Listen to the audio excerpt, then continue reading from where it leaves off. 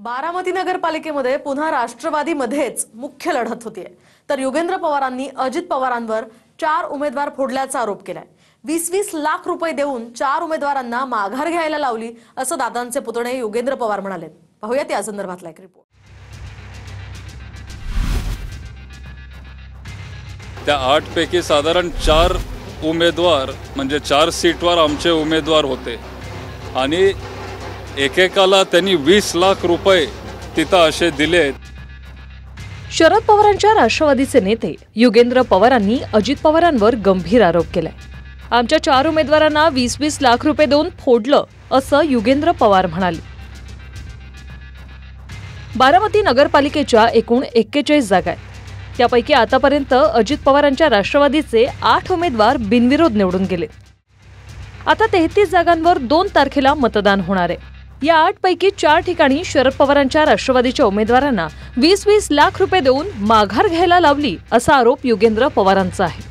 त्या 8 पैकी साधारण 4 उमेदवार म्हणजे 4 सीटवर आमचे उमेदवार होते आणि एकेकाला त्यांनी 20 लाख रुपये तिथं असे दिलेत अशी चर्चा लोकांमध्ये आहे।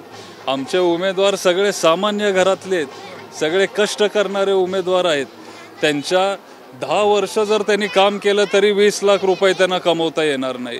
एवढं सहज ते येतात, 20 लाख 25 लाख जो काय आकडा असेल तो देऊन ते तिथं या 4 लोकांना त्यांनी फोडलं।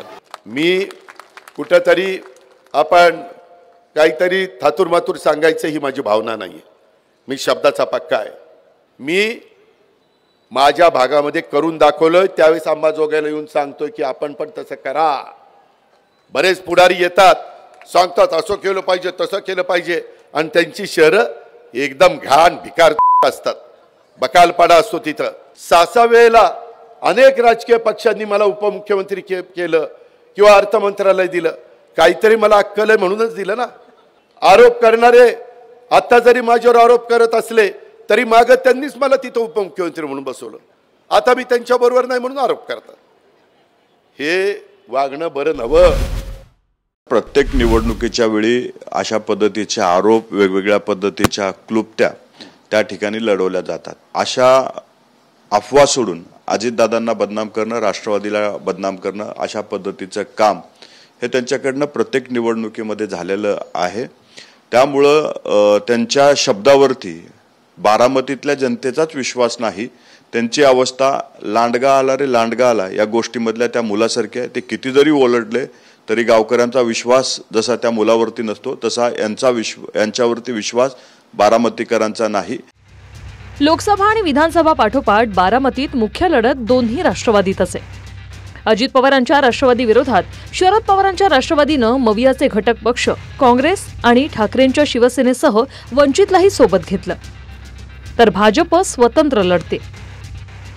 बारामतीच्या नगरपालिकेवर सत्ता मिळवण्यासाठी अजित पवारांनी चांगलीच ताकद लावली आणि ही निवडणूक गावकी भावकीची नसून विकासाची आहे असं म्हणत अजित पवारांनी प्रचार सभेत थेट शरद पवारांनाच डिवचले।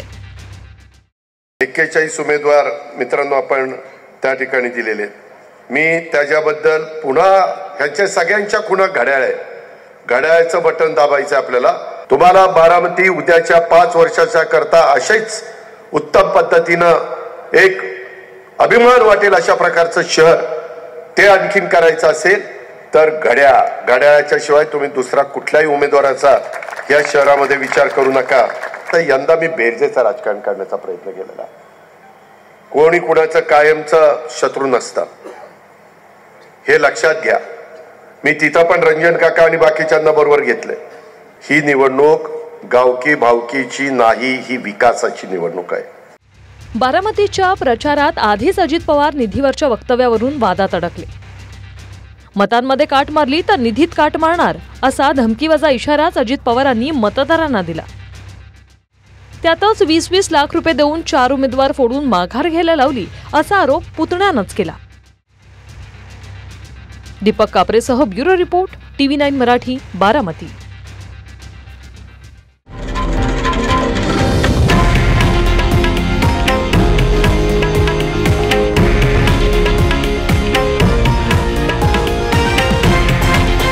हे आहे देशातील नंबर 1 न्यूज नेटवर्क आणि आपण पाहत आहात TV9 मराठी, एकमेव